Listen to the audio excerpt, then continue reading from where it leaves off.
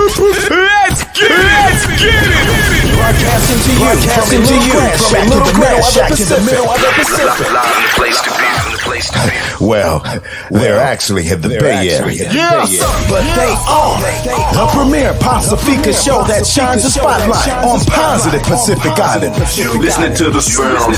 Role models coming round every Thursday night at 6. East to west, we getting hurt. Brought to you by Pacifica by Design. It's the iconic Faika podcast with your hosts, Naki and Carl. What's up, Naki? Yeah, I got it now. We're all good. We're thumbs up. Here we go. Season 7, episode 28 of the Faika podcast. We are escaping the clutches of COVID. That's why we weren't here last week. Naki's going to talk about that. We're going to do our check-ins. If we have time, we are definitely going to touch on the Maui fires, the Alabama dock brawl. And then coming on in the next half, they hit Talanoa Tuesday earlier this week, and it is the all week, the AMU barbecue all day long, all week long, all the way until Saturday. We have Cree, Mama Sil, and Soma coming on. I believe those are the guests. So that's the show today. Naki, are you breathing okay? I'm breathing okay.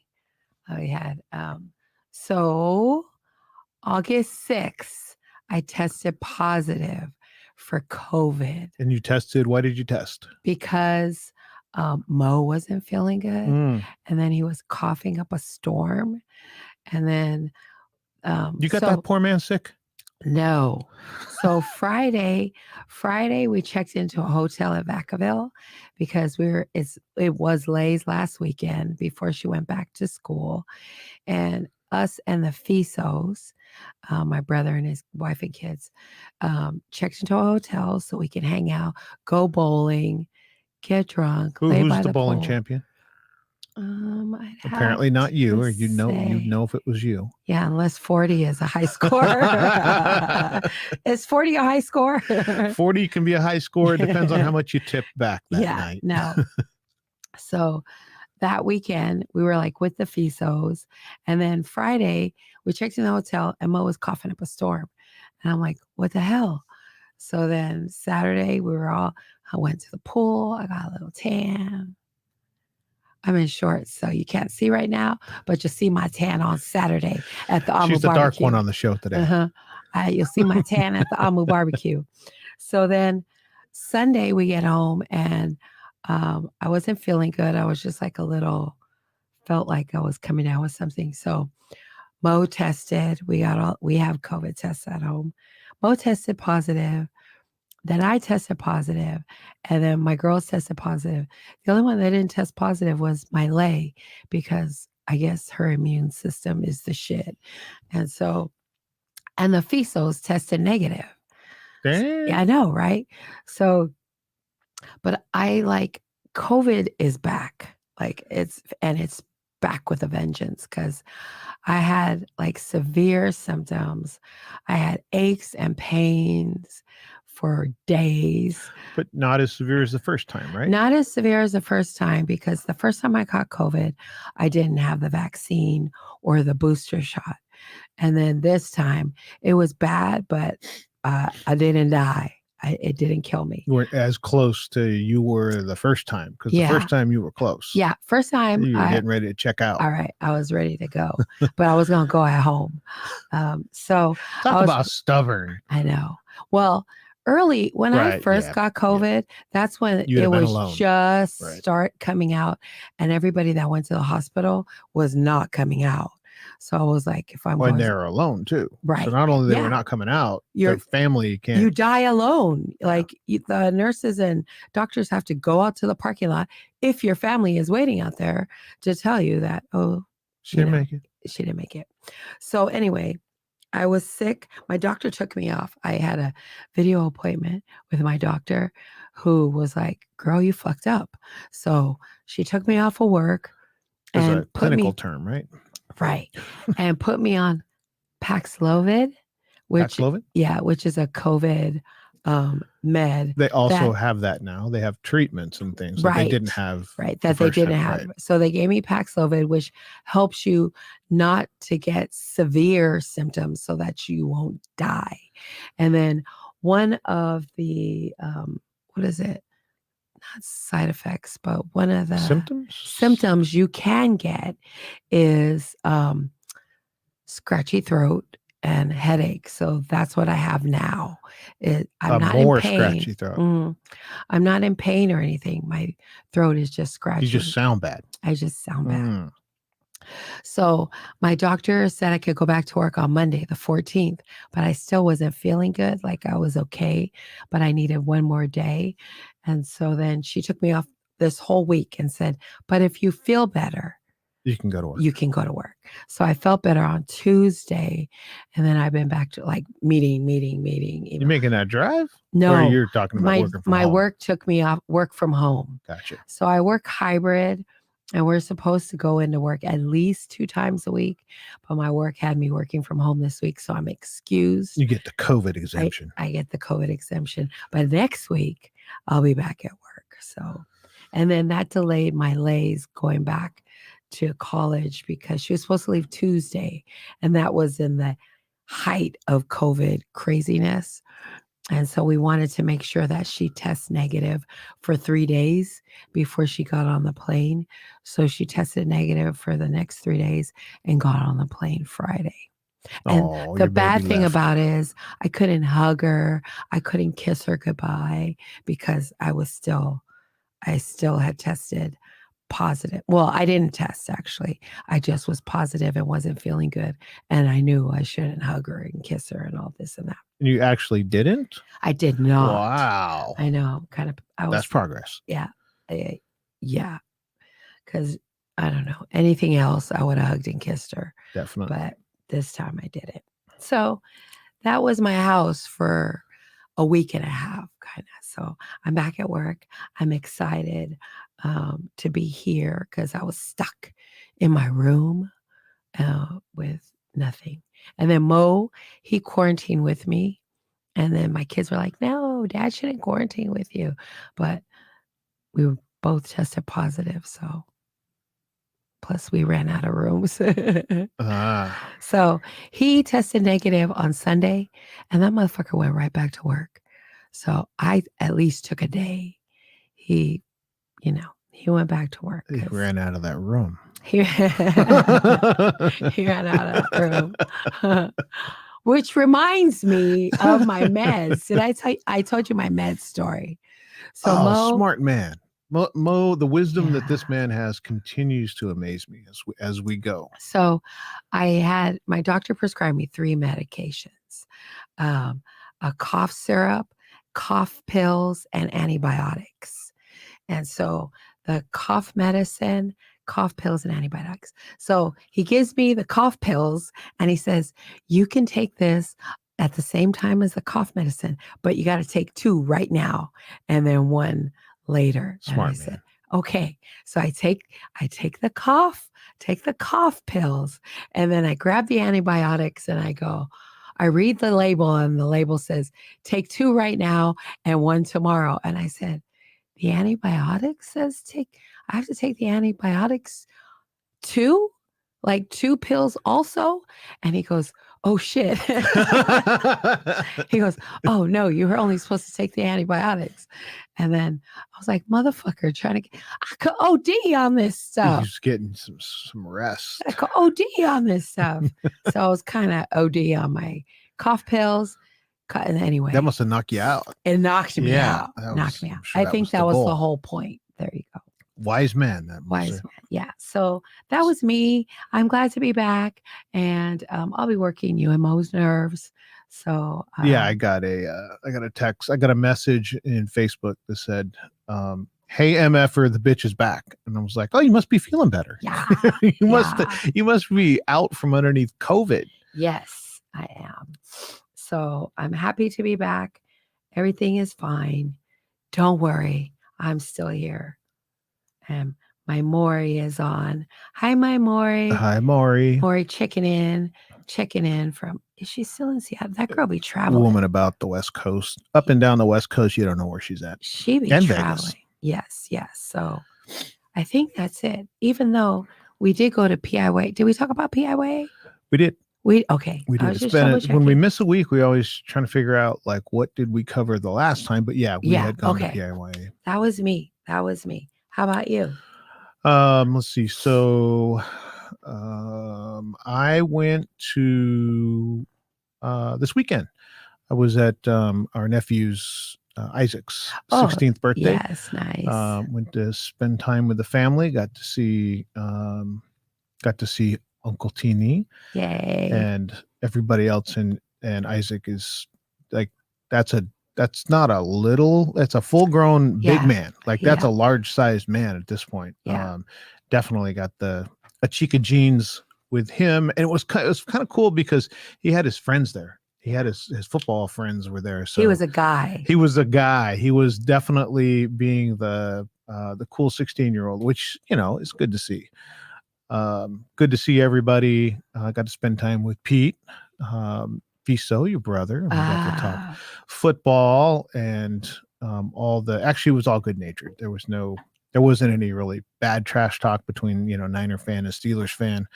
But it was fun. It was fun seeing everybody. It was good to gather. It was funny because, we're from the hot part of the state. Right.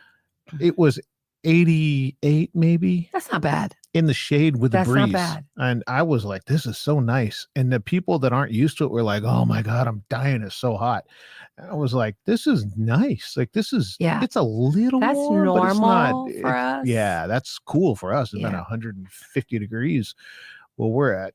Because today it's been hot. I haven't been outside, but everybody keeps saying, oh, it's hot outside. It's hot outside. So me and Mena went to go run errands. And when I got outside, it wasn't that, it was like, I don't know, 89, 90. Yeah. And there was like a light breeze. So 90's not bad. That's not bad. As of this time of year, like you do 90 in like, I don't know, you do 90 in May. That's hot because it hasn't been hot yet. But right now, 90 doesn't feel bad. It's not that bad. It's not that bad. Our assistant producer Nainoa works at a car wash, so he's like our meteorologist. Every time he gets up in the morning, where I'm like, "What's the weather like today?" He's like 103, 102, 99. Oh my God! So he definitely knows when it's hot. I am ready for fall to get here. We didn't even get hot until July. I know it was late, but it's been a hot go. We'll talk about that in Maui, out in the Pacific. The heat that's out there. I am booked to go to Washington, D.C. for NAOPO, the National Association of Pasifika Organizations. I wish I could go. Yeah, that would be, we'll have to make it next year when we go to the Hill. So they go to the Hill periodically throughout the year to lobby and speak to whoever it may be in Congress that they need to speak with. I'm going as a co-lead of the DARC, the Data and Research Council.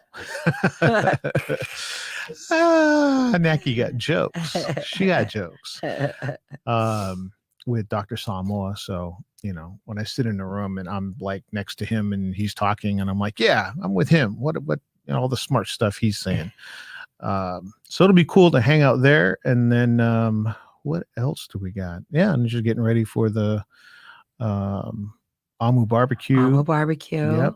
We're excited about that. I listened to the Polynesian podcast and it had Mac Moley, aka Mac Moley. They sure did. Giving the shout outs. And I think he's got a show coming up this Thursday live on, not a week from today, I think. Mena, is that right? A week from today?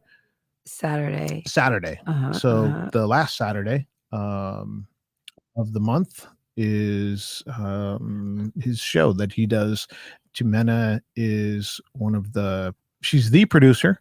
Yeah. And then there's a whole bunch of different people, done a bunch of work going into it, but it was interesting hearing how, I didn't know how it was set up until I listened to the Polynesian podcast, and they're talking about, and it had Mena written all over it. They have different studios for each of the people that are performing. Yeah. And then it goes to each of them. Really cool setup. And I like the format. There was a little too much Niner talk on that thing for me. Yeah. But he was the guest, so they had to, talk about the Niners.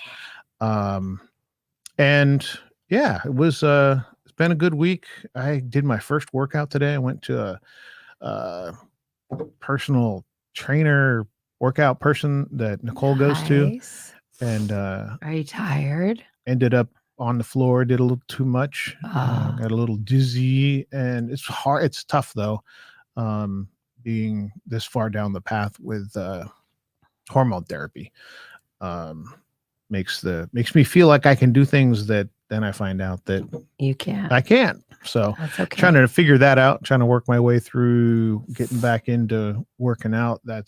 Today wasn't the best showing, but hey, I made it and I'll make it the next one. Oh, that's good though. You started. I started. And at least you went. Yeah. At least you went. Tony Hernandez, happy Thursday. Maury, everybody that's tuned in, thank you so much. Please share the show so that we can share all the great information that all my Usos are about to share with us. Be here in a little bit. It'll be here in a little bit. Did you let's talk about the fires first. Okay.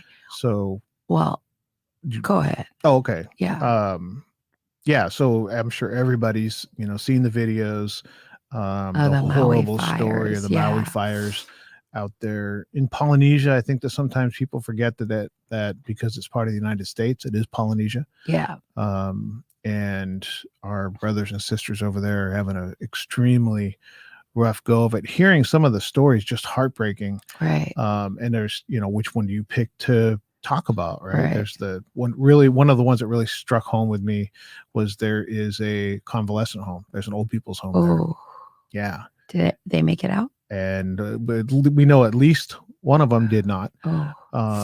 But they have more to search than they've already searched. Right. So as of, I think, KCRA in Honolulu reported this afternoon, it's 111, and they still have more to search than they've searched now. So they have the majority of the area, and they're saying there's still over 1,000 people missing.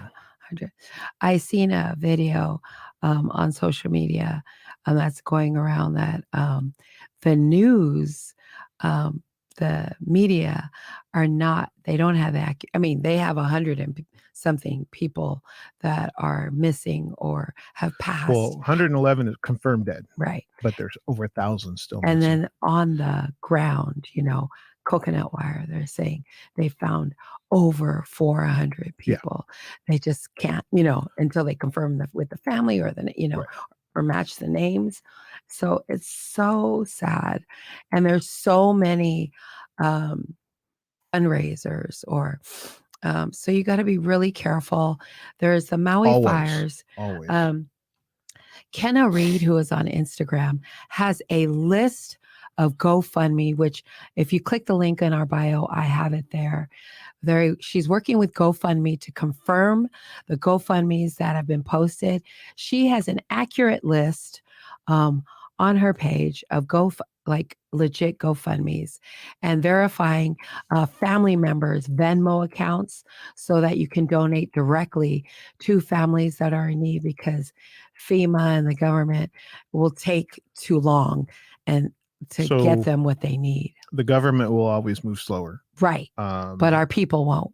People move faster. Right. People always are going to move quicker than government. And there was tweets that were going out, and social media was going out to people because the sirens didn't sound. No. Right. So it was actually private. It was phones some people got out because people were telling them, you got to get out. Right. But it wasn't because of the emergency warning system. It wasn't because of the sirens.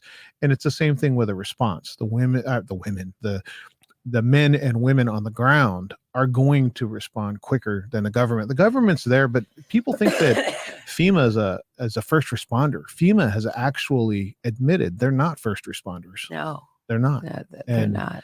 The people that are there digging through the rubble right now, the people that are doing the recovery are looking for their family and their loved ones. Right. So the emergency personnel that are digging through the rubble, they're they know full well that Right. my cousin, my auntie, my uncle, Right. my coworker, They know where to go, where they- to look. right. They know that somebody's going to be Right. finding, my family or my loved ones. And to hear the stories coming out, just heartbreaking about the firefighters Yeah. were out there fighting the fire, knowing that their house was going to burn.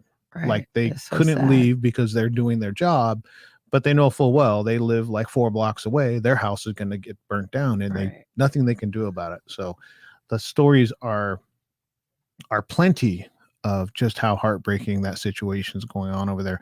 One of the things that I liked hearing was that Lauren Sanchez, Jeff Bezos' fiance, Oh yeah. they donated $100 $100 million. dollars. That's awesome. And those are the kind of things and that'll get put in play way before the FEMA funds Right. get put into play. Right. I think FEMA's only given out a little over $2 million.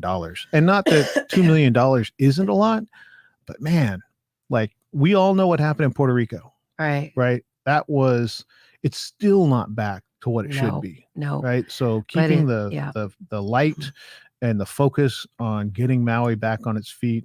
And I do follow a lot of political podcasts, and one of the things that just hit me, right between the eyes is there's a bill in front of Congress right now for $14 billion to go to Ukraine to help fight the war Fuck with that. Russia. Right. Fuck that. Right. So forget that. Right. Go fix Maui before Ukraine gets a dime. Right.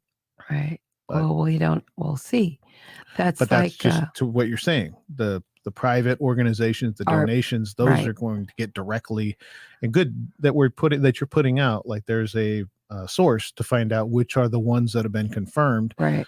reputable ones to donate to, because that's going to be the ones that really help. Getting Click money. the link in our bio, and we have a list of legit GoFundMes that Kenna Reed and her team are verifying with GoFundMe. Also, like family members, Venmo and Cash App, that if you want to give directly to them. They also have a list that if you are searching for someone, you can give them a name, and there's like a list of people that they found. Or so it's like it takes us to help us. And so one of the stories that came out of Maui was they had blocked off people going into Lahaina, Right. I guess by land or whatever. And our people went by ocean, took the boats and whatever supplies they had, and just started coming around where the water was, unloading supplies, water. I seen, baby supplies. So I love that Find a way. We find a way to help our community. So Maui fires, please, there's legit, places to give. Again, click the link in our bio to with the verified GoFundMes. So yeah. And if you know people over there individually, like specific people, Right. donate directly to them. Yes. Right. If you don't know specific people and you just want to support, click the link in our bio and find a reputable organization to donate through. Right. But just make sure you're doing your due diligence before you give. Right. So yeah, our prayers and love go out to, our brothers and sisters in Maui, and Godspeed to all the families there and the rebuilding of Lahaina. On another note, so Tasha and Kai, Sailua, Tasha, so some of our friends, family members are over there. I think they're in Kihei. I'm not positive. They're just south of Lahaina. And Ty's dad is a highly respected Hawaiian elder in the community, and he was talking about how he's never, in the 80 plus years he's been there, never seen the wind and the fire and just the way that bad. Yeah, like never seen it that bad. So the elders on the island are saying, and I've read that a couple times on different sites about people saying, I've never seen the wind, the heat, the fire, just everything that came together to make that tragedy. That's so unfortunately crazy. happen. Yeah. So, so on another note, that Alabama brawl Oh my Like, gosh. if you want to fuck around and find out, My what gosh. Have you happened. seen the recreations of like Yeah. they have there was a pool party Uh, and you see this it's a pool like outside at a house, right? Then you see this black guy get into a fight with a white guy and it almost looks real. yeah. And then you see this black guy jump in the water and start Right. swimming over. Then you see everybody swarm over and they're like recreating. And when you look at it, the way that they had to actually study the fight to get it right, because the way people run in, that thing went viral in a heartbeat. It went so viral. And so if you don't know, the boat dock. Boat dock was trying to dock with tourists and stuff like that. And this boat filled with people, a handful of Caucasians, wouldn't move the boat. Like he told them, the security guard came over, walked over to them and told him, you can't park here. This cruise ship or whatever is going to park here. And I don't know what happened, but they got in, they started beating him. You can't see what they're talking about, but there's like 3 guys beating on the guy. Security guy. And then like all hell broke loose. Then when finally it docked or people seeing that the security guard was getting beat up, like people started coming to his rescue, even the women. And so it was just, it went crazy. Ugly display. Right. Obviously alcohol was flowing. The charges have been filed and there's, I'm seeing things like drunkenness. And I'm like, wow. So, they're looking we're going to get you for something. Right. Because nobody down there was sober. No. Maybe the security guard. Right. Yeah. But everybody was drunk. Yeah. It was just a complete wild, barroom brawl on a dock. Basically, it was a barroom brawl on the dock. But it was kind of like women were getting hit. The women that were with the boat that wouldn't move, like they were getting beat because they jumped in to help their husbands, friends, brothers, sons. Well, that's how it goes. Then it just goes to. And then people came over and started hitting them, and everyone's like, they were hitting women. I was like, those women jumped into a brawl. Right. But anyway, go watch the videos. Now they have funny videos. It's not funny, but it's the videos are funny. Yeah, the original thing. It is kind of amusing. It's not right. I would call it funny. Okay, so go check it out. We're gonna hit community announcements. Okay, and then we'll bring our guests in, our amazing guests. So, and this is what we're talking about. All My Usos Family Day. Is happening August 19th, 11 a.m. to 5 p.m. at Gilman Park in San Francisco. It is a free family event, free resources, haircuts, entertainment, STEM activities, jumpers, food, school supplies, so much more. Contact Christine Mauia with questions, or if you want to table still, but show up. It's a family event, and we'll hear all about it with our guests coming up. That's what's coming up right this week. We've been talking about it all summer and spring. Nesian Market 2-day finale is happening Friday, August 25th and Saturday, August 26th at Le Mauia Community Space at 833 Mailer Road in Burlingame. Friday, 6 p.m. to 10 p.m. and Saturday, 5 p.m. to 9 p.m. Pacifica food and merch vendors will be there. Make sure you get there and shop Pacifica. It's so big it can't be contained with one night. They had to make it 2. 2 nights is crazy. So make sure you get there early to get a parking and to get food. It's big. It's big and they may run out. Our very own Flip It Girl is collaborating with Second Chance Ohana on Flipping for Maui. Flip a piece of furniture that honors Hawaii and its people by August 31st. List it for sale and then donate the proceeds to aid Maui. For all the details, please follow Flip It Girl and Second Chance Ohana on Instagram. First annual Paul Noah Fatasi Fitness Festival is happening September 30th at Westlake Park, 145 Lake Merced Boulevard, Daly City. Free family activities, Hot Siva with our very own Nia Veve, extreme hip hop with Rocky, youth baseball activities, and adult co-ed softball tournament. Make sure you register it on Fatasi's IG page. That's going to be fun. I know. And then All My Usos, like they're not busy enough. They have a blood drive, which is happening October 7th from 9 a.m. to 2 p.m. Be the reason someone gets to go home to their family. Donate 1 hour of your time. Please sign up by clicking the link in All My Uso's bio on Instagram. The Bay to Maui, collecting supplies for Lahaina this Sunday, August 20th. If you're free, there's a donation drop-off at Malloy's in Coma from 10 to 2 p.m. 1655 Mission Road. Food available by the Pokemon and Mixed Plate. 100% of the proceeds will be donated to Maui Relief. Plates range from $15 to $22. Oh, yummy. Get you some food. I know.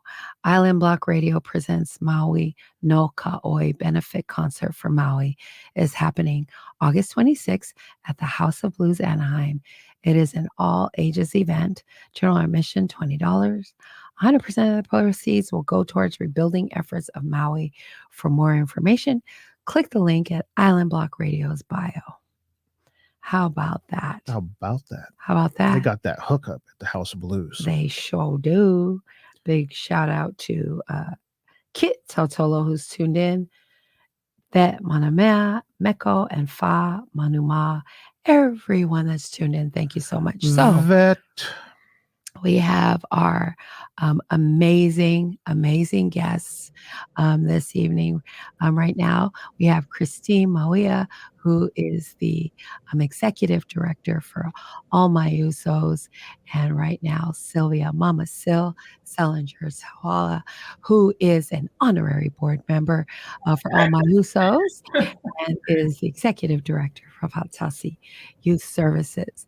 Thank you, ladies, for joining us this evening. Thank you. Thank you for having us. Right, thank you. We're so excited for the barbecue this weekend. These ladies making the tour. They were on Talanoa Tuesday. I tuned in for that. So we got new questions for y'all so that anybody who tuned in ain't hearing the same things. But a lot of it is the same thing, the spirit of what it is and where it came from, obviously. We do want to talk about that, but it's like, it's here, right? I'm sure that everybody involved is looking forward to probably Sunday morning, I guess. Sunday morning will be a good morning because it'll be past, but it's time for, another, what I call the event of the summer here in the city, in the Bay Area. And that's what we're here to talk about. So glad to have you on, both of you. Thank you so much. So Cree, can you tell us, I know, if you're new and I'm not sure how the barbecue started, can you tell us how it started and why? Yes. Thank you. Thank you so much for having us. But so AMU barbecue was birthed through my husband's battle with cancer. And back in 2014, he was diagnosed with stomach cancer, and he battled for almost a year. And after his treatment and everything was completed, the family decided to all get together and just throw a barbecue with his brothers, with our friends and family, to just kind of show our appreciation to everyone who came out to support our family through that tough time. And to not only that, but just to kind of show JT that, we were all in this with him and in the battle with him. So he battled for about a year. We had the barbecue. And from that barbecue, so many people came out, family and friends that we haven't seen in so many years, because we all grew up, had our families, our kids, and kind of went on with our lives. But for that one barbecue in 2014, a bunch of people came out. I mean, it was hundreds of people that came out. And my husband really liked the fact that people came out. Our kids didn't know each other because, everyone went their separate ways. And from that barbecue, he called a bunch of his brothers, guys that he grew up with in San Francisco, and said, hey, I like this. I want to continue this on, and just rallied around with his brothers. And then from that birthed All My Usos. So since then, we've been having a barbecue every year. It started off with just a bunch of the brothers and their families and friends, close friends, after that first one. And then it just kind of gotten bigger and grown each year. I love it. And then we are celebrating the 8th year this year. Yes, this year will be the 8th year. Yes. That's awesome. And sister Mama Sil, what is your part in this whole barbecue? A very important part. Well, I coordinate to feed the crowd. So working with the barbecue crew, all JT's brothers coming together to help barbecue. Big shout out to Daniel Alabaki and Poor Brothers out there shopping and marinating meat with the brothers. There's a lot of them. There's, I think there's about 15 of them that are going to come out and barbecue for us.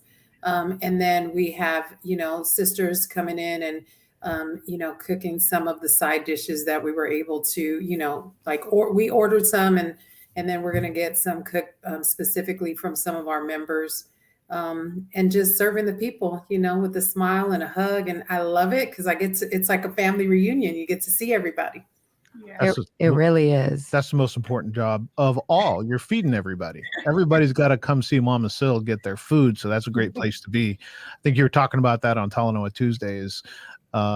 You may miss somebody if you're not Mama Sil, but you're not missing anybody if you're there where everybody's got to come to get food. Right. So this being the 8th year, I think a lot of people, have been coming maybe for the last 2 years or last 3 years. I mean, I remember 2018 was like really was the explosion year of it. But a lot of us, myself included, because I think I was only there maybe a year before or 2 years before, don't know like what the original barbecues were like. Are there moments that you remember from, before it became what it is now? Because it's a huge production now, right? You've got, all the different things we always talk about, all the free things, the kids, the jumpers, all that. But when it was a smaller event, it would seem like that was more intimate. Are there memories that you have of the early events that you look back on as fondly of? Oh yeah, definitely. The first one, which we didn't know at the time what would come of that first barbecue we had when my husband finished his battle with cancer. Sylvia actually ran the kitchen then. She reminded me of that. I called her up and I'm like, hey, it's going to be a bunch of things going on, family coming out, please come and help with the kitchen. So her and one of my cousins manned the kitchen, but it was more intimate. We just kind of relaxed and sat down and just kind of mingled and laughed and cracked jokes. It's still a lot of that going on, but because there's more moving pieces to it, it just requires me not to be able to sit down and really talk. But I'm moving around, just trying to make sure that everybody is, being catered to and everybody's okay and everybody's fed and just trying to do the best that we can. The kids are having fun and just trying to do the best we can to make sure that everybody has a good time at this day. That's awesome. And Mama Sil, living up to your name, you're feeding everybody every year.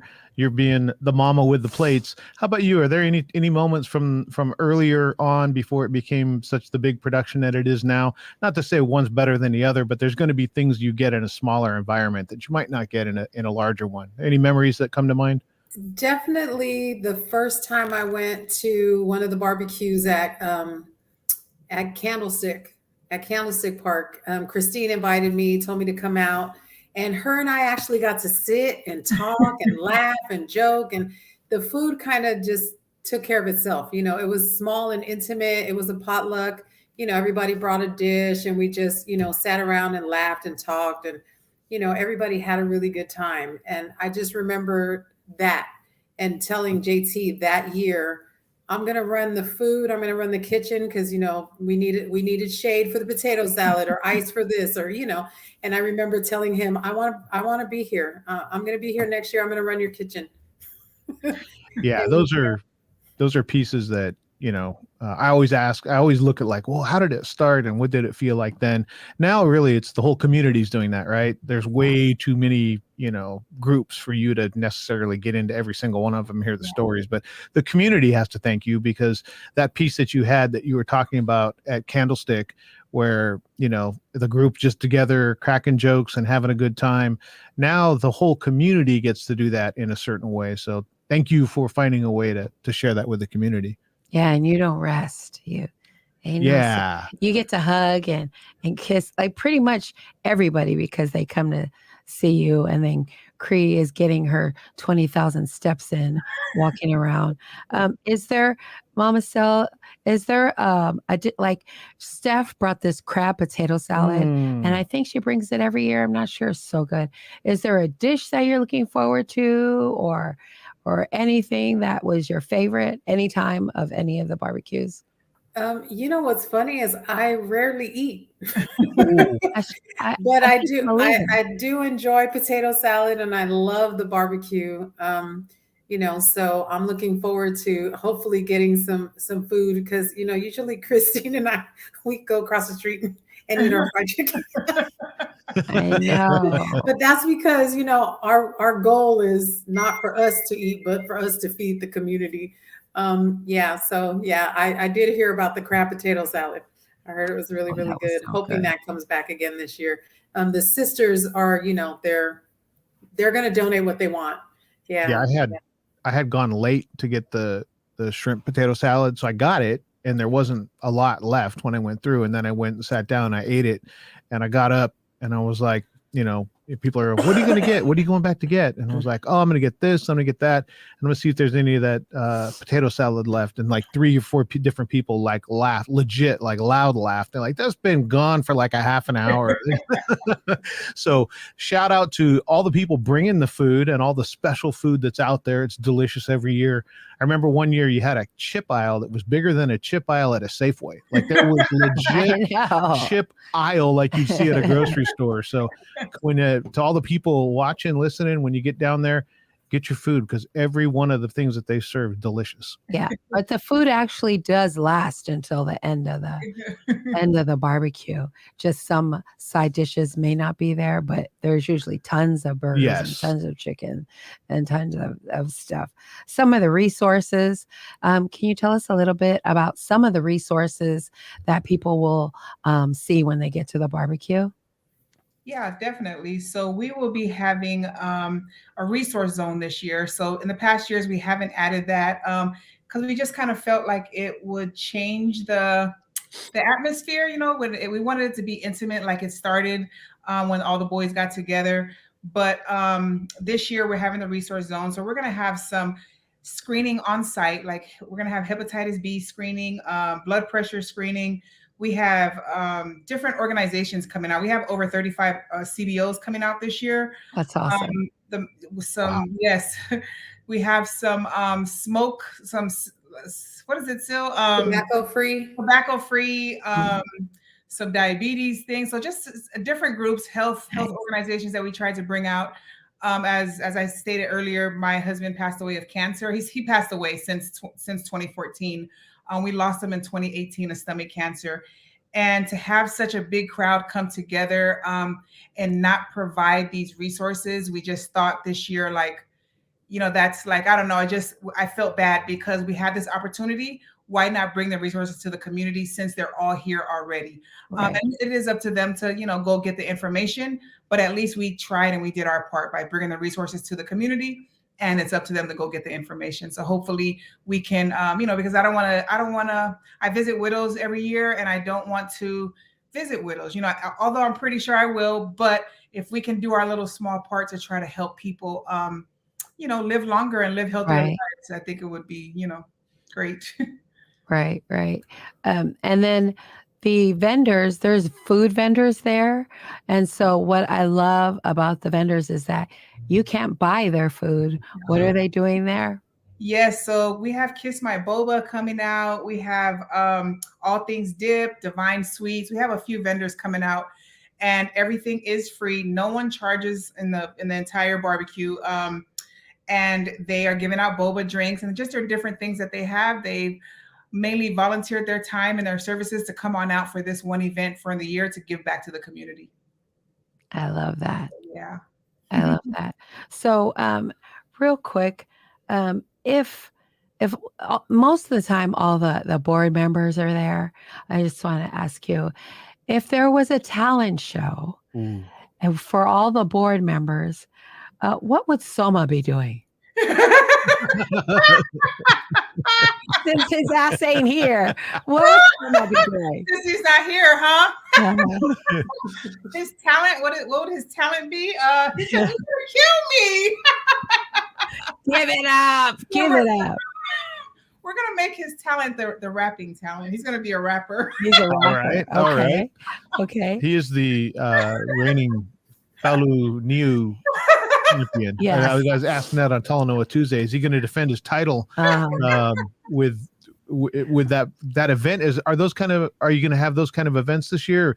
I mean, I will say this before you get into whether you're going to have those events or not. There's something new every year, like the resource zone, or that piece that's new. Like for people that are hearing this, this is the 8th annual event. It hasn't been there in the previous 7. Right. So each year you're coming out with something new. But I think it was 2 years ago. I think. Yeah.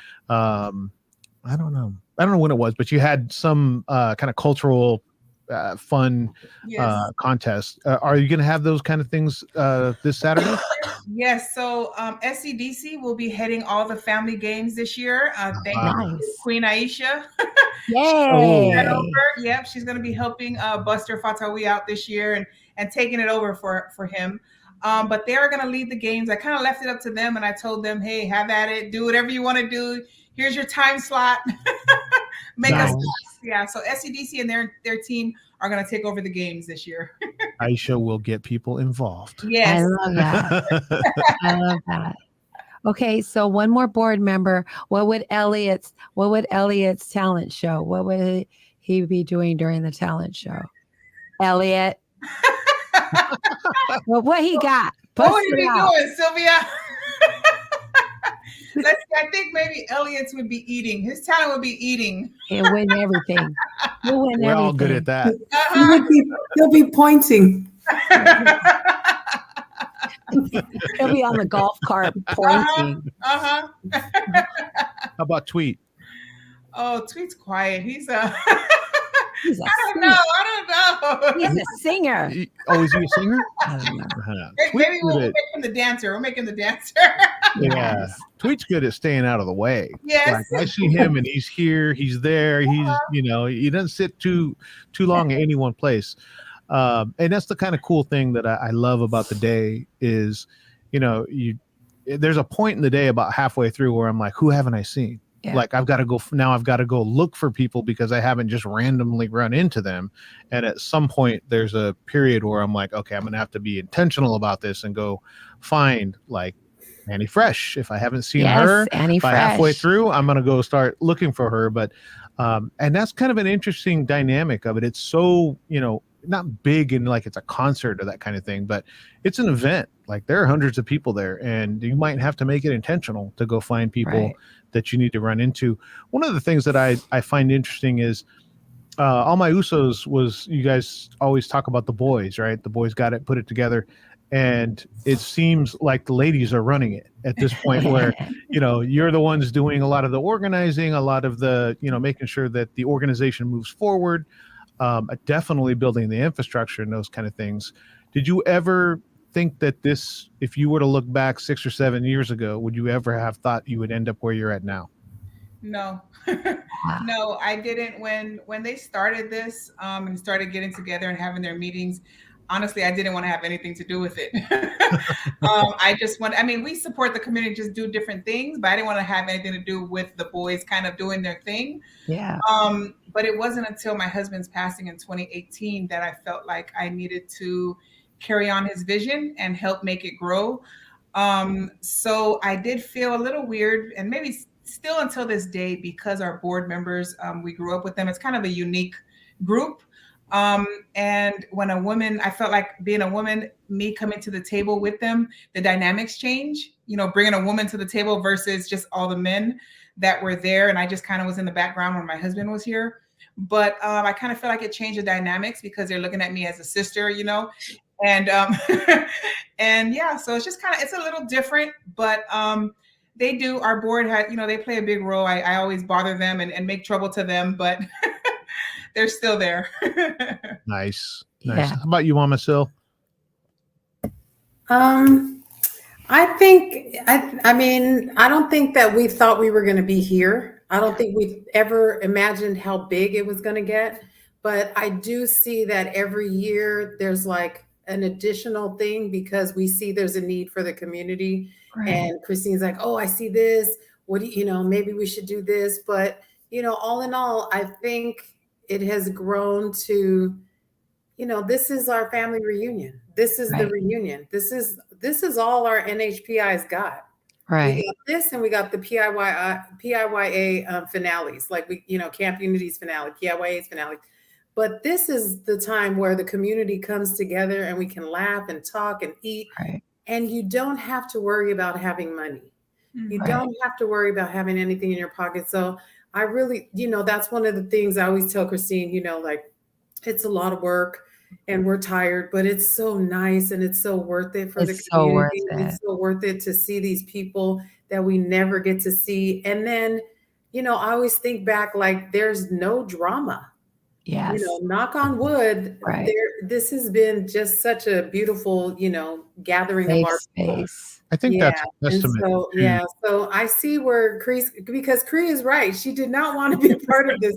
I remember asking JT like in 2017, "Where's my sister?" He's like, "She's sitting in the car watching Netflix," being here and like really holding down her husband's legacy. So big ups to you, sis Cree. Yes, Yeah. definitely. I think the fact that there hasn't been drama is a testament to how much of a community event it is. Like there's 3-4 generations deep in that field, on that cement, in line at getting the food, at the jumpers with the kids. Like it is community. And I love that even I was saying this at the last Nesian marketplace, that usually there has to be an event for the vendors to gather, right? So you go to a concert and then the vendors are there. So you can go get your hoodie, you can go get your food, you can go, but there needs to be a concert. And I was thinking about how nice it is just to have the vendors there, right? But even that's not the reason to gather. The AMU barbecue is just gather for the sake of gathering. Right. Like there's not, it's not to go buy things. And Shop Pacifica, I'm all about that. I'm not saying I'm against that. I'm saying that it's not about bringing money to it. It's not about that there's a concert or there's, it's a graduation event or a wedding or anything else, or God forbid, a funeral.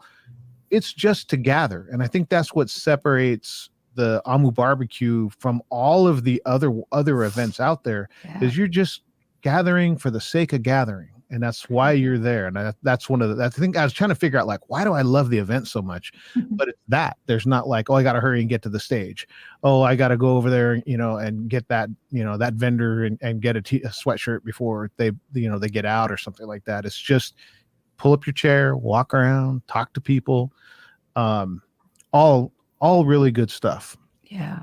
And I love that you do see, the people that are there every year, Adele, Nani, Phil, and the DJs that are there.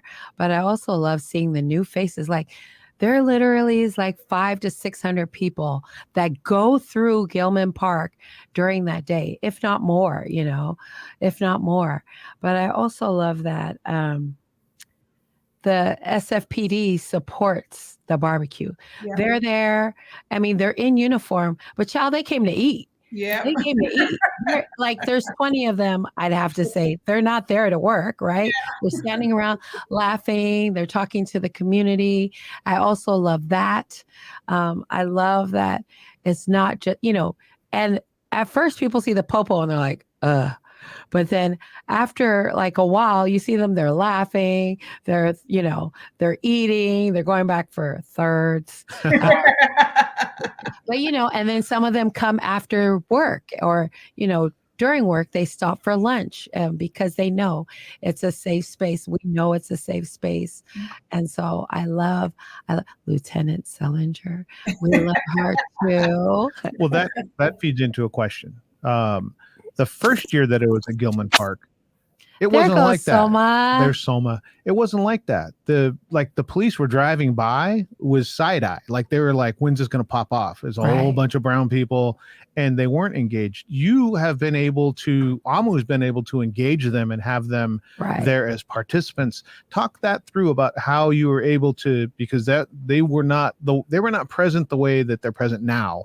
The first time you guys were at Gilman Park, it was a whole different vibe. I remember them driving by, moving cars. Yeah, it was a different feel. How have you integrated them into the event? Yeah, so last year was really a lot of things going on in the streets with the Samoan and Black kids kind of going at it and beefing. So the boys kind of went to the police station and just kind of had conversations with them. We relied on the relationships that they have with the police stations, also with SCDC, Tino, hooked up with them, and they just kind of, went and had conversations with them like, hey, there's not a lot of things going on in our community. Here's a large group of PIs coming to Double Rock, which these kids are going at it. We need the presence. We need you guys to come out. We need our community to see you guys in a different light, not just out here arresting our kids or doing whatever. We want them to see you in a good light. So they came on out, and I mean, they came out in full force last year. They did. They brought backpacks, they brought school supplies, they brought a bunch of volunteers. I know. So they helped out big time. And one thing that stands out to me last year, I looked out into the field, and one of the officers, and I think Officer Selinger knows his name, but he was out there actually playing baseball with the kids in uniform. Yeah. Kneeling down, throwing the ball, catching the ball. And to me, like, that just touched my heart, just to see a group of kids out there playing with this officer. It just lets them know, like, they're just like us. They're not here to murder you or kill you or do all these other things, although they do a lot of that in these communities. Yeah. But they're not all bad. Light. Right. Yeah. So they're not all bad. So that was awesome to get them out, and they're coming out again this year. So I saw that. That's awesome. I watched them for a while because I can be cynical sometimes, and I was like, you're just out there gonna throw the ball 5 times, let people see it, and then get a photo op or something, and then bail. That guy was out there. I was getting tired watching it. Like, he was running around in uniform, catching, throwing the ball, hitting the ball, teaching them how to catch. And I was like, dang, he was out there for a minute, actually doing it, actually being in there. But the first time he went out there and started throwing the ball around, I was like, how long is that gonna last? Like a couple minutes, and then he's done. No, it's really it is nothing but admiration that I have how you brought them in to be part of it rather than driving by that first year. I remember seeing a cop drive by with the window all the way up and looking like, oh, I'll have to end up coming back here to break something up. And our brother Soma's here, and I remember the first time that we talked to Brother Soma about this event, and I remember the words. He said, the kids need to conduct themselves accordingly. That's going to be what we expect out of them. Yeah. And that was one of the first things that we talked about. Brother Som, welcome to the show. This is the trio that's making the rounds this week through social media. Second show at least this week. Talk about how that why you feel like you've been able to maintain the sense of order with it all. Like, it hasn't popped off. It hasn't jumped off. We haven't had some of the things that people think stereotypically is going to happen at an event full of brown people. First off, thank you for having me on. I was on earlier, Cree. I didn't just jump on. Somebody's in trouble. It's okay. I was stuck in this place. Why you gotta talk to me right now? We're on the show. I was stuck in this place, man. It's okay. Anyway, I'm here. So what happened is that what happened was, I believe, Paul. I believe that at the end of the day, that the community trusts the leaders. True. They trust what we say. They trust that what we tell when we're asking them. See, and that's the difference between then and now. Then they used to tell us what to do. Now we're asking them, like, look, check it out. Things can go sour real quick if we don't conduct ourselves accordingly. Right. So like, now they're starting to think about, like, man, this is our event. Right. Mm-hmm. I know that they're throwing it, but they're throwing it for us. Right. They're throwing it for my mother. They're throwing it for my grandmother. They're throwing it for my little brother, my little sister.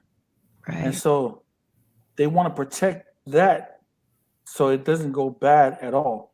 And so, like, we've been able to maintain peace.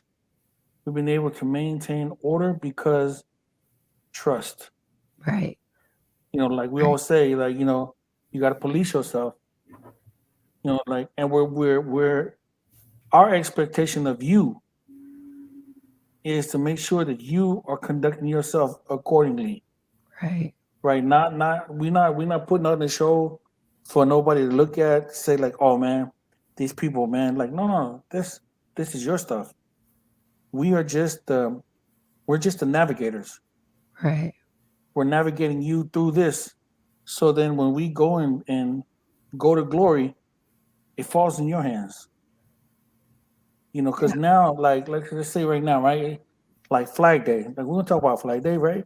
So Flag Day, the reason why Flag Day is halt is because they didn't do a good job teaching the people, teaching my generation how to keep it afloat.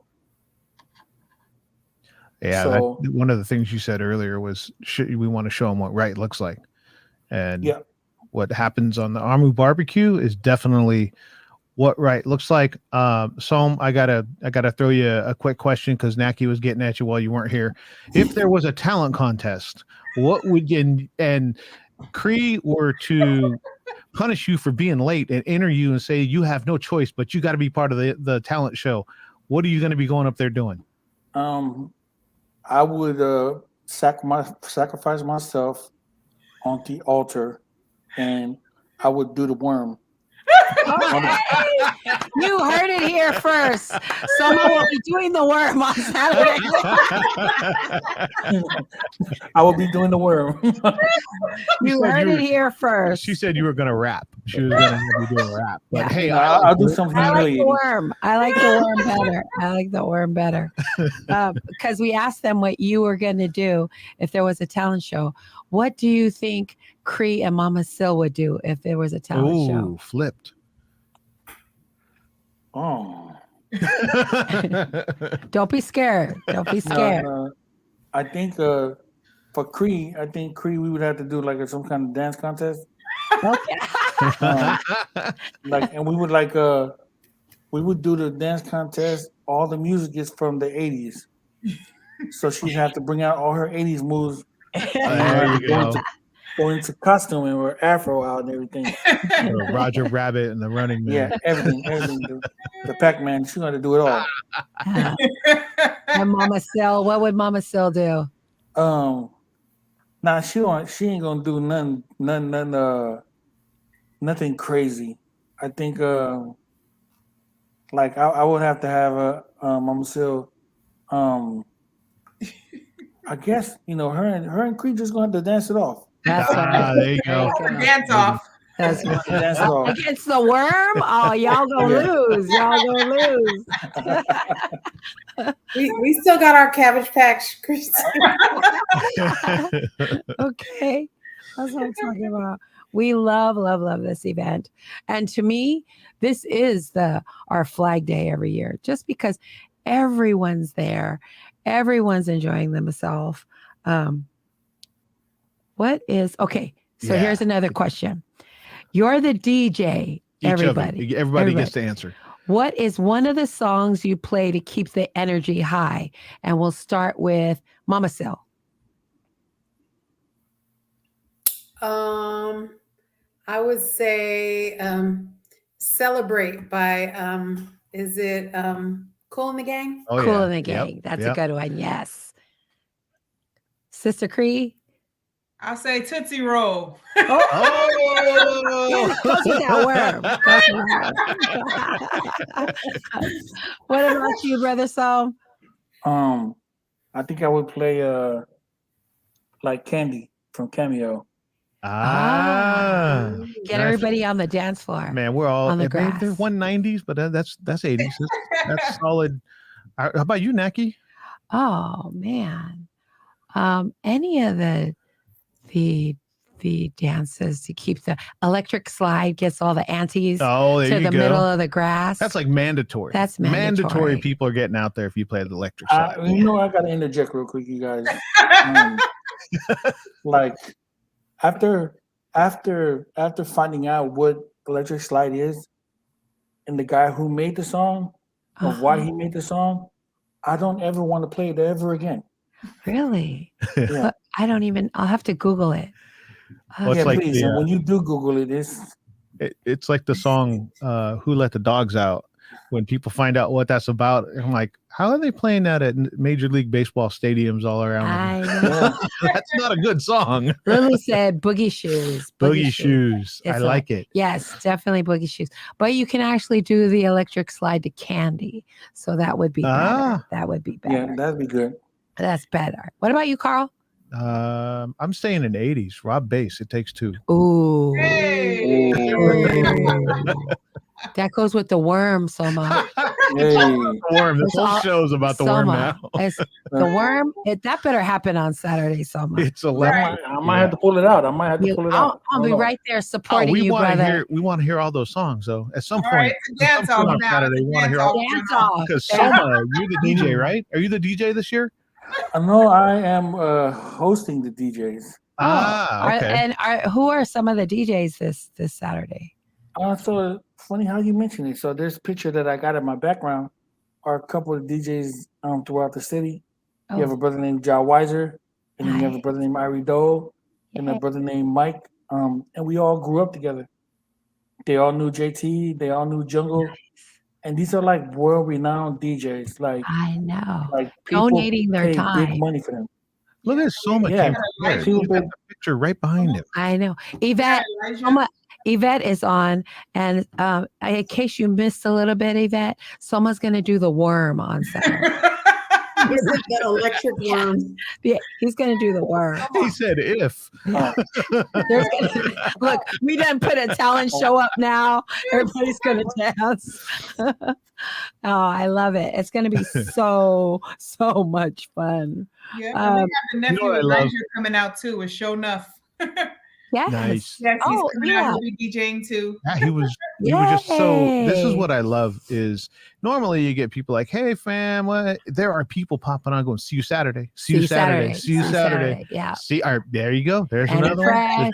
Auntie mama Evie is going to see us Saturday. Yes. Elijah. I know. Yeah. Yeah, This is the and event. so people actually come out of town. Like I remember one year I was 18. talking to girls that flew in from LA and we're like, we need one of these down south. And we was like, oh, you got a police, Oh, Pastor Lucky's going to be there. You have to do. Oh, Pastor Lucky. I love it. Oh. There you go. Party's over. There's going to be Soma. You and Pastor Lucky are going to be doing the worm. Pastor Lucky, Pop and Lock and Strat. Yeah, that was all. I'm about to tag him in. Yeah.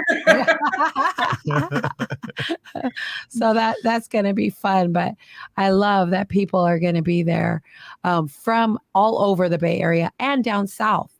Because my mama is coming in from San Diego. Hey. So there you go.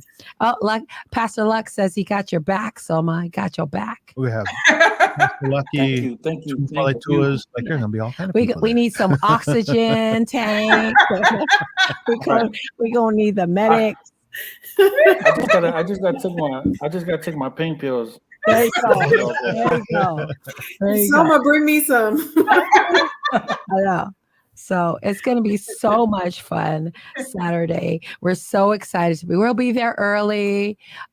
We have our PBD tent that will be premiering that day.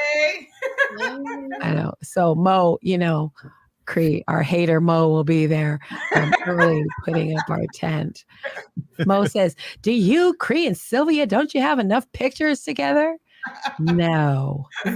Never enough. Never enough. But yeah, I'm so excited. Well, Nike, just to understand too, is like that's pretty much another reason why JT put his whole thing together. To like update pictures, update videos. Yeah. You know what I'm saying? Because he wanna make sure there's a track record.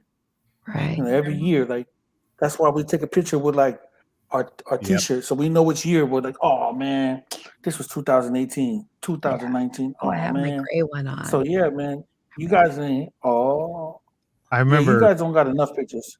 I remember 2018. The media asked to be there. There were politicians there. There was like the entire city wanted to be there, and I love that Cree and the group all held the line. And you said it's still a community event, and we didn't have the major media. We didn't have, you know what I mean? Like you held the line with that. This is for the community. It stays for the community. One of the things that I was thinking, I always tell this, and I don't care. I'm going to tell this next year too, and the year after that. Our very first show, Faika's very first show ever, down in Market between Market and Mission on 7th Street down there, where you got to trip over needles and stuff to get into the studio. Our All very My first Usos. show ever was with All My Usos. Yes. And I remember Cree coming to the second one. So she was there for the first one and she didn't speak. She couldn't get a word in edgewise. Soma and JT were all over that mic. They took over the show. Oh, don't do that. Don't do that. The second time you guys came, I remember Brother JT put Cree in a seat and she was like, babe, come over here. And he was like, nope, I am not. And he stayed and he was not going to quote save anybody. Yeah. He wanted to make sure that Cree took her turn on the microphone. But, the FICA podcast goes way back with AMU, back to the beginning of what we're doing. And I love this. I love this time of year, the build up this last week before we get there. I tell the story of like leaving SCDC at Cafe Wellness in 2018 at like 9:30 or 10 at night. And we're driving down that alley going out of SCDC. And I remember seeing Soma out because they were cooking in the kitchen that night. And then we got there early in the morning to set up in the morning and Soma's there. And I was like, dude, did you get any sleep? And he just laughed. And I was like, well, that's a no. I mean, if he's not answering, but that's just how much effort and love goes into this event. So I hope everybody comes, everybody appreciates what's there, because this is, there's a lot of blood, sweat, and tears and hard work and love being put into this for a gathering, just for the sake of gathering. Just for the sake of gathering. Real quick, because I want to know, and I'll ask everybody, if the AMU BBQ had a mascot, what would it be? Cree. Just there ain't gonna be no mascot, but if there was a mascot, what would it be? A warrior. A warrior. Oh, nice.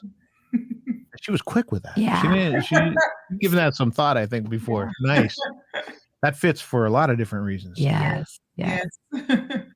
Mama Sel. I think it would be one of JT's dogs. Oh, yeah, he loved those dogs, and yes. I think it would be one of Christine's little four-legged babies. But not the car, right? Not the car. Car. Creed's like, hell no. What about you, Brother Som? I'm thinking on the same lines as Cree, but not like a male warrior, but the female warrior. I think it would be Nafanua. Nice. Just to celebrate the women that put the work in just as well as the men. You know what I mean? Like, I don't ever want us to look at like, oh, the boys this, the boys that. But really in the back end, it's the women that's pushing the narrative. Like I always say, every time we get on the podcast with Cree, she gonna call us up at 6 a.m. and tell us what to do, and check us in at 6:02 to see if we figured out everything she asked for. But that's just the drive that she has. You know what I mean? Like she want to make sure that things are done for the people. That the drive is for the people. Yeah, I love the spirit of the whole barbecue. I love, Sister Cree, that you're keeping Brother JT's memory alive through this barbecue, through his brothers and you and your grandbabies and all our kids. Where do you guys see the AMU barbecue? And I'll start with you, Soma. Where do you see it 10 years from now?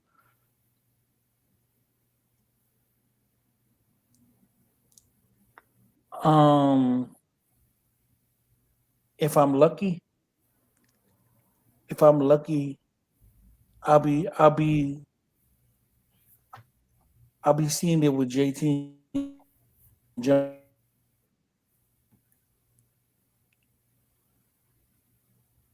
His Wi-Fi is breaking up. Yeah, I heard him see. We're gonna see the growth. Yeah. Yeah, I would be able to see the fruit of the labor from the sky. You know what I'm saying? Like, and just say, like, blood, look at what you started. Yeah. You know what I mean? Like, I think that AMU is going to be at a place where we currently the board won't be able to take them. It would be in the hands of Jazzy and Fat and Jaboy to move this forward 10 years from now. Hopefully everybody will be wearing like aerodynamic shoes and stuff, so we ain't got to walk. You know what I'm saying? We just fly everywhere. Yeah. But yeah, man, I think AMU is going to be like somewhere at a bigger park, um, with bigger things Yeah. like Ferris wheels and stuff like that. You know, just That'd be awesome. carnival, like just dope. And I think the AMU barbecue is going to be a 3-day celebration after that. Mhm. I was You know, thinking, like we can't fit it in one day. It gotta be a couple days, because now the churches don't want to get involved, and we Yeah. gonna have to just explain to them like there's a route that they have to take. Like, we can't let you dominate it, but we'll let you be a part of it. Right. We ain't gonna let you hold it 3 hostage. days. But you What about You're you, right. Mama Sil? I definitely see a bigger park. You know, we're outgrowing Gilman. Right. Love Gilman, like love the feel of being home. Right. But I do think that it's just getting so big, you know, Yeah. which is a great thing. Yeah. Yes. But I also agree with Soma. I do see there being a legacy.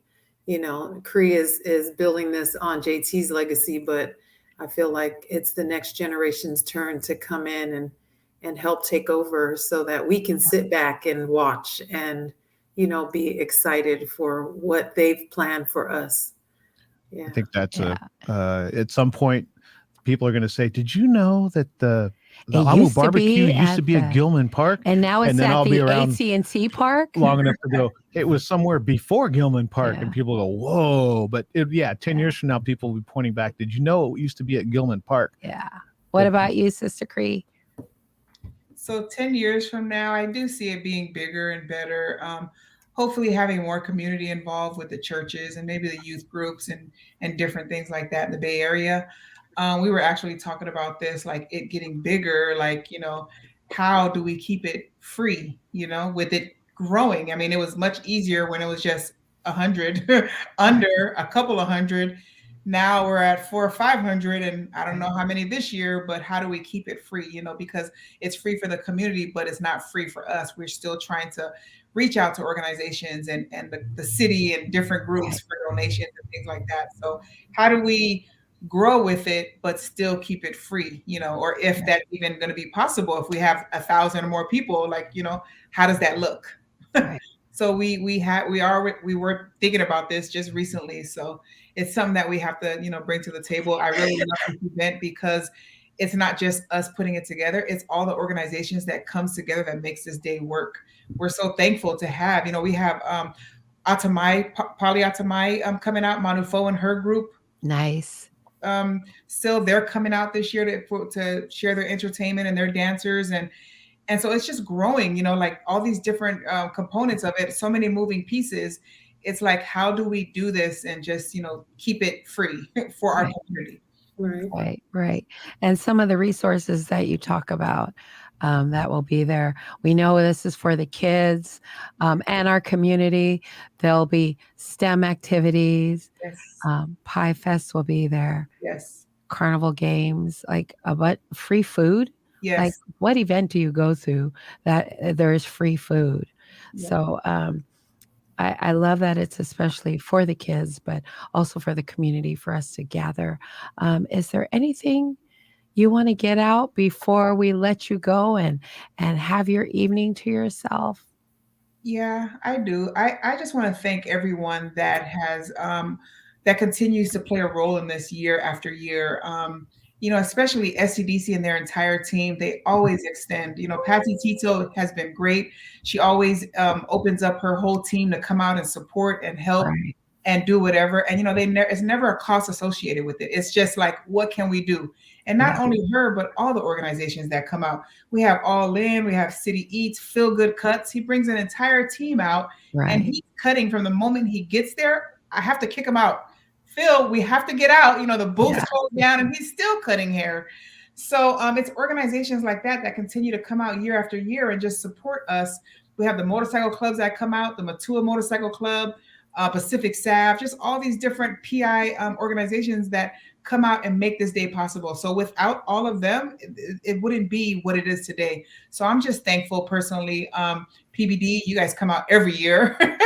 I'm thankful because although it is in memory of my husband, and it started with him and his vision, but what it is today, it's we're pushing people to go get checkups, go, take care of their families. We're pushing our youth to get along, like to know each other, mentorship. I mean, just so many different things that it's grown to what it is today. And I think the boys have, when they first started this, I don't think they saw what it would be today, because it's just growing so fast and we're doing different things with the grief support and all the new things that we got coming up. But I'm just so thankful and grateful just to have this opportunity and the boys to trust me to lead this. So thank you. That's all. Thank you so much. We will see you Saturday, Yes. August 19th at Gilman Park in San Francisco from 11 a.m. to 5 p.m. It is a family event. Leave the drama at home and just bring your appetite and your babies and let's have a good time. Yes. Thank you so much, you guys. We will see you Saturday. We love you. Love you. Soma. All right, guys. I got you, Soma. You and Pastor Luck. Hey.